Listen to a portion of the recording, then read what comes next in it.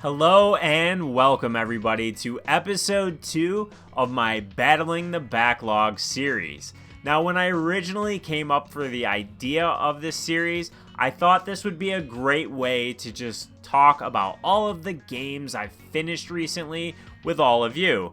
And that's still the intent here, but what I didn't even consider is that there's going to be times where I play a game and at times I sink a sizable chunk of time into a game and then just decide that it's not for me. So those are going to be instances where I still talk about the game, but those will be battles lost. And although this is only episode 2, I did have my first battle that I lost. And I think some of you are going to be surprised with this game and the fact that I didn't like it as much as I did.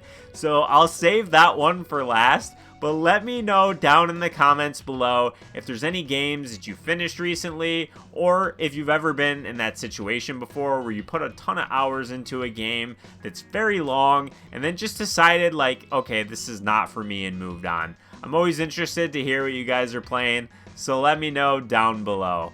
But the first game we're going to get into, in both of these games I'll kind of put together. They're both replays for me because I've already played them previously and they're re-releases on the Castlevania Dominus collection. We're going to talk about Castlevania Portrait of Ruin and Castlevania Order of Ecclesia. Now, I played these originally when they released on the DS, and these were games that came out during that era where I got a lot of my information from Nintendo Power.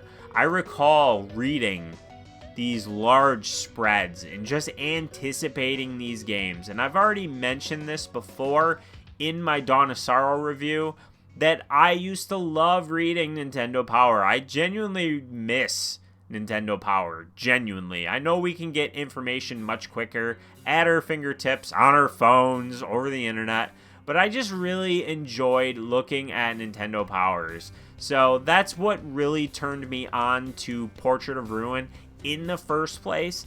And replaying through this, I can say that I still had a lot of fun with it, but I don't think I appreciate this game as much with my second playthrough as I did when I played it originally.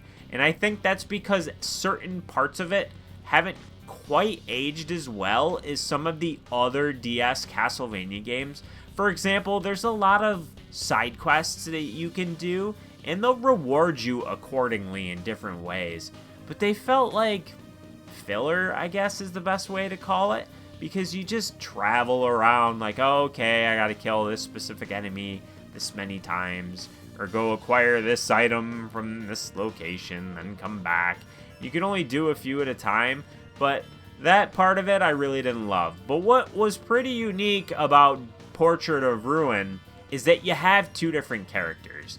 You have Jonathan Morris and you have Charlotte. Now Charlotte is your mage, your magic dealer, whereas Jonathan is more like your classic Belmont style character who can use weapons other than whips, yes, but that's like your physical attacker, right? Like your brute force character. And that's typically, as boring as I am, that's typically how I play just about every game. I very rarely pick a magic dealing character. So that was the case here again. I did play as Jonathan. And there are elements of this dual character system that I really liked. There's certain puzzles and things that you solve by using both characters. You can also call in your secondary character and have them assist you. But the thing that I don't like about that is if the enemies hit them, it depletes your mana, and that makes you do less damage. So I really didn't use that as much as I think I might have, at least if memory serves me right, the first time around. But overall, this was a really fun revisit for me, but definitely not my favorite. Probably, honestly, my least favorite of the Castlevania games on the Dominus collection. So then that leads us to the third and final DS release on the collection that I played through, and that's Order of Ecclesia. And this was, again, a replay for me for all the same reasons as Portrait of Ruin, so I'm not going to rehash all of that again. But this one, in my head, has always been like one of my favorite Castlevania titles. in genuinely replaying it, I don't know that I still feel that way. I definitely think I feel a bit differently about it than I did back then. I still really love Shanoa and the layers to her character and the story that plays out. I think definitively, I think Order of Ecclesia is my favorite story of the DS Castlevanias. And I do really like the glyph system, but I think looking at the different weapon and ability systems in all of the DS games, I definitely think that Dawn of Sorrow is my favorite. There's something about the soul system in Aria and Dawn of Sorrow that I just really, really adore. And I had a lot of fun with Order of Ecclesia, but I gotta be honest, this felt way harder than I remember it being. There was a bunch of times where I died and I was like, why is this so hard? Shouldn't I be better at this game than I was back then? You know, I'm older, a lot older. Those games came out in like 2005, 6, somewhere around there. You know, maybe I'm just not as good as I used to be, but Order of Ecclesia was a lot of fun to play through, but I don't really think that it's up there as one of my favorite Metroidvanias after having replayed it. And that might sound sad. It's like, oh, you replayed a game you used to really love and you don't love it anymore? No, I still love it. It's just I don't think I love it as much as I always thought I did. I guess those rose-tinted glasses painted it in a much better light than I felt this time around. So these last two games, yeah, they were replays, but anytime a new version of a game that I loved comes out, like, sure, I'm gonna get it. I get all the Castlevania collections. I wish Konami did more with the IP than they do, but genuinely, like, this was a really great collection, especially because of the inclusion of the remake of Haunted Castle, which was stellar.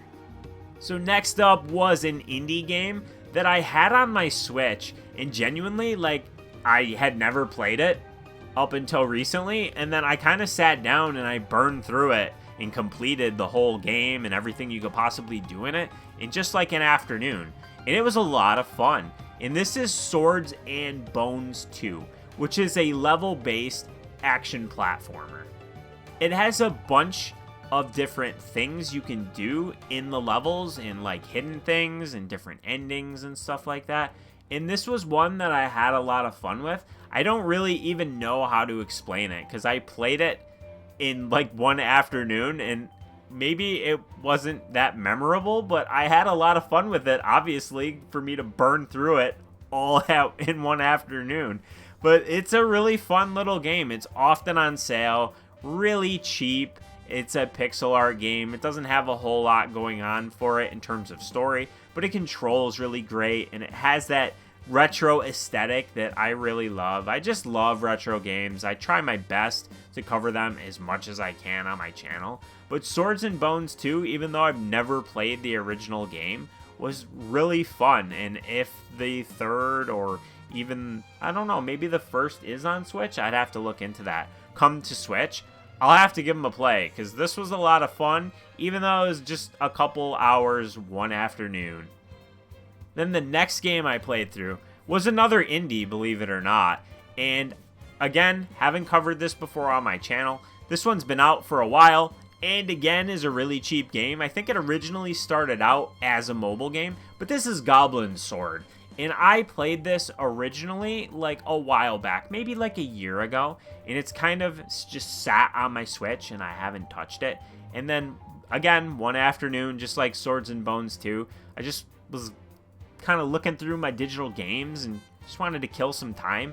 I was like, oh, Goblin Sword, that was fun when I played it. Let me dive right back into it. And again, this one is a level-based action platformer. There's a ton of different weapons and relics and armor you can unlock. There's a ton of hidden things on each and every level. Again, it has different endings. There's a good ending and then like a regular ending. There's a ton of side quests you can do in this. And for a game that's so cheap, it has a surprising amount of content.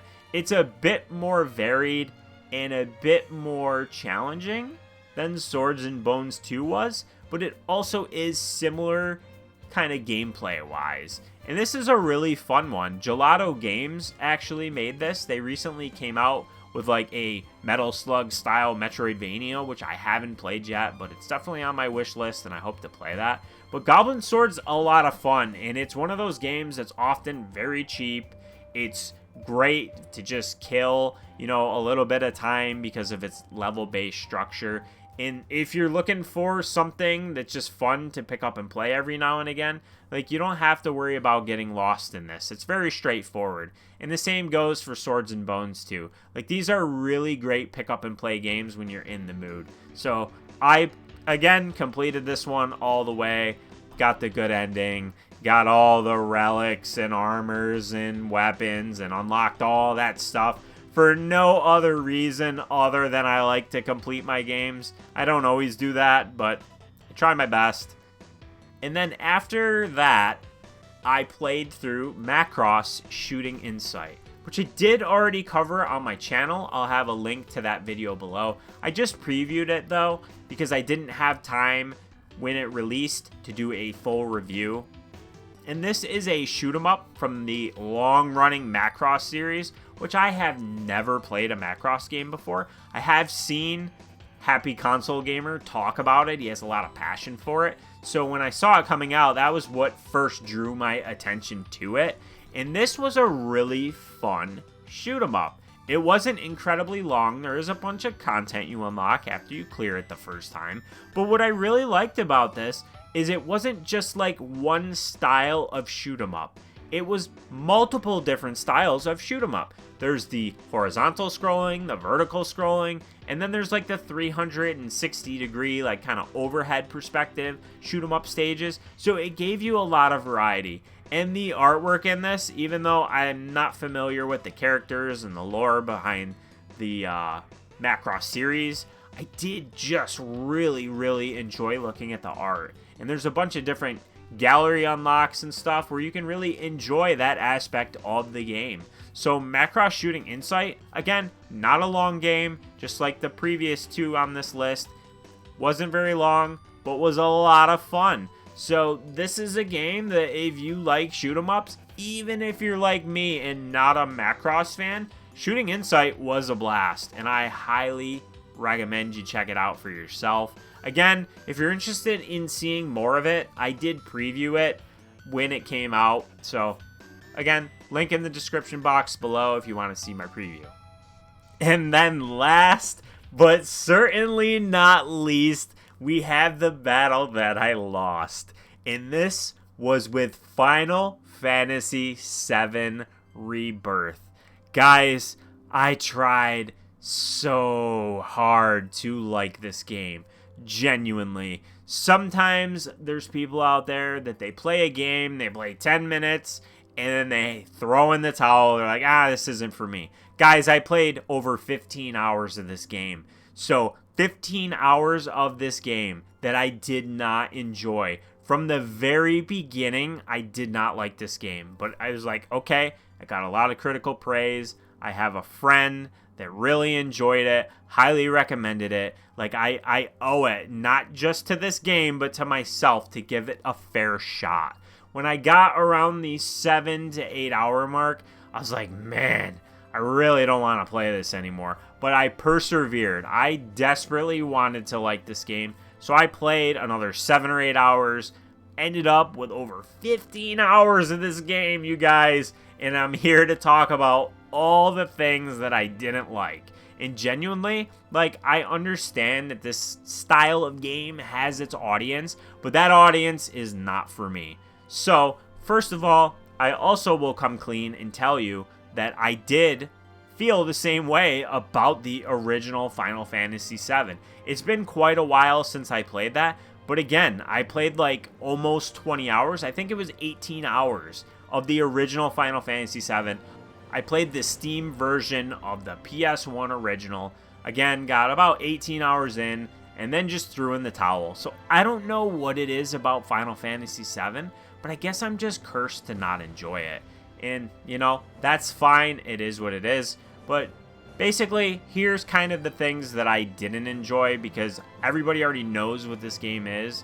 and I don't need to explain like every little thing. But when I first played it, my first complaint is like, oh my god, does this game have the absolute longest like tutorial in history? Like, you're still getting tutorial information 4 hours in, and you're constantly getting interrupted. There's meaningless dialogue sequences between the characters. Now, I understand that you want character interactions to help build the lore and the relationships behind these characters, but there's so many times where I'm getting interrupted, and then I watch the cutscene, and it's like, what was the purpose of that? It was meaningless other than wasting my time. And that's going to be the bulk of my complaints, is that this game greatly felt like it was wasting my time. Same could be said about the side quests, okay? Now, you don't have to do them, but the side quests are like the worst I've ever seen in any game. They, like, climb a tower. Okay, here, climb this tower, activate this thing, talk to this dork with a monocle on or whatever that guy's name is, and then, he'll, show you more things to do that feel meaningless on the map. And those parts for like the 7 or 8 chapters that I played of this were few and far between, because the game is constantly forcing you down a narrow path. Like, I desperately wanted to get cut loose into the game and like, let me explore, let me figure it out for myself. There were a few parts in my 15 hours where I could do this, but the problem with that is that I didn't enjoy the side stuff. So as much as in my mind I wanted to explore and do side activities and things like that, when I did have the opportunity to do those things, like, I hated it. And the same thing goes for the chocobos. Like, how do you mess up the chocobos? They're adorable. You have these like parts where you got to not capture the chocobos, but basically, get on top of them, and then their affinity for you will grow. There was one with like these mine carts where I had to stealthily get through to this one chocobo without all the others seeing me. And it took me like 15 minutes, because if they even saw one of your toes, it made you start over. Like, there's so many mini games in this, and they're terrible. There's so many side quests, and they're terrible. Like, what is up with the mini games in this game? Okay, there's so many mini games, and they're all horrible. Every single one. Not just the mini games, but even the cutscenes. There's this part, and I don't want to spoil any story stuff, but there's this part where like you're on a boat, and you gotta recruit a bunch of people, and then I'm like, okay, why did I have to recruit them? That was filler, for one. But then you get to the cutscene where you're going to perform with these people you recruited, and it's a QuickTime event cutscene. Why are we doing QuickTime events in 2025? This is an RPG. I haven't even touched on the combat yet. And like, there's just so many little things I hate about this. I will say that there were parts of it that I did enjoy, even if I didn't like them at first. I didn't love the combat, I will be honest, but it grew on me a little bit. Part of that was due to the fact that I lowered the difficulty to easy, because some of the battles just lasted way too long. And my main complaint with the combat is basically that I hated that you had to switch between characters. Like, I just want to play as my one, and then like let the computer control the others. And they do. But you can't set personalities for them like you can in Dragon Quest, for example. Like, focus on healing, fight wisely, don't use magic, or whatever. Why can't I give them like a, personality trait or whatever you want to call it, and then have them just do their own thing and assist me the way that I tell them to? I have to switch between characters. You got to switch to Tifa and build up her ATB. And then back to Cloud, build up his. Then I can do a synergy attack. If I want this person to use an item or cast magic, I have to switch to him. Like, just keep the turn-based combat from the original Final Fantasy VII if you're going to have it that way. I just didn't like that aspect of the combat. I did get used to it. I hated it at first. I only slightly disliked it at the end. But the thing that I will say that I didn't like at first that ended up probably being my favorite part of the whole game, and this is pathetic because it's one of the mini games essentially, is I did grow to like the Queen's Blood card game. At first I was like, oh, I'm getting my butt kicked, like this is terrible, but then once you learn the strategy of it, like that was the best part of the game. Other than the music, of course, like the music is fantastic. But this was a game that I tried so hard to like, and I hate to like be a downer. And I know some of you are probably like completely appalled that I disliked this game as much as I did. But guys, I tried. Like 15 hours of a 40-hour game is a perfectly adequate slice of the game to form an educated opinion. And that's the thing. Like, I'm not trying to make anybody mad. You know, I'm not like going to share this in a bunch of places and try and be clickbaity. This is just my honest opinion, is that I didn't enjoy the game. I tried as hard as I could to try and enjoy it, and I just couldn't. It just wasn't for me, and that's okay. So this will be my first battle loss in my Battling the Backlog series, and that's okay because it taught me that this is going to happen. There's going to be times where I look forward to a game and I decide to play it, and it's not for me. So Final Fantasy VII Rebirth isn't for me. So I'm not going to play the third part of the remake series when that eventually releases. I guess just Final Fantasy VII is just not my cup of tea. I didn't like the original PS1 release, and here I didn't like the remake here, part 2. And maybe part of the reason I didn't like it is completely warranted, because here's the thing that I want you guys to consider. Final Fantasy VII on PS1 was a long game. It was a 3-disc game. Square is taking a 3-disc Final Fantasy VII game and expanding it, yes, but they're stretching 3 discs of a PS1 game to 3 separate games. So what did they do to accomplish this? They incorporated a whole bunch of filler. And that's my biggest issue with this game, is that there's a lot of it that wastes your time. And even if you completely subtract my complaints about the side quests, the main storyline makes you do pretty much all of the things I complained about. You have to do mini games, quick time events during cutscenes. There's meaningless content, constant interruptions, way too long of a tutorial. You know, like the materia system's good, and the equipments, and the way you upgrade your characters. And genuinely, I did really enjoy the characters. I didn't love Cloud. He's pretty boring. I won't get into why he's boring, but he's boring for a very specific story reason.